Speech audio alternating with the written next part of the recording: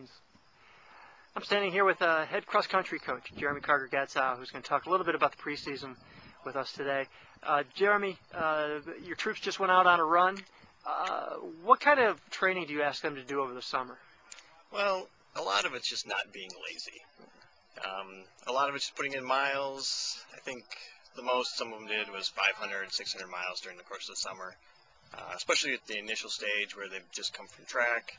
You know, they got to rest a little bit, recover from that, and make sure they're ready and hopefully enthusiastic to get back into running. And then gradually we get into a little more faster, tempo-paced running. Just something to get them a little more prepared for the more intense practice of cross country.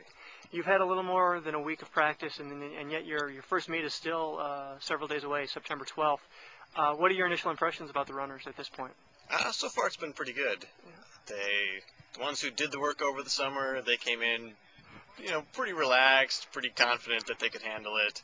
Some of the other ones, you always get the handful that you work and you try and do all those other sorts of things in the summer, and running sort of gets neglected. But for the most part, everyone's doing pretty well. Every fall, this is the fourth season or third season of men's cross country. Of course, we've had a women's program for several years. But every year I come out, there seems to be more runners. What's your secret to recruiting? I think that the guys who are here just really enjoy it. It's a time where they go out, they run 10 miles, and they hang out with a bunch of friends, and that brings in more friends, and they just like to do that. And Morris is a really good campus for having cross-country, because cross-country kids are known for being good students, and that's very important for them.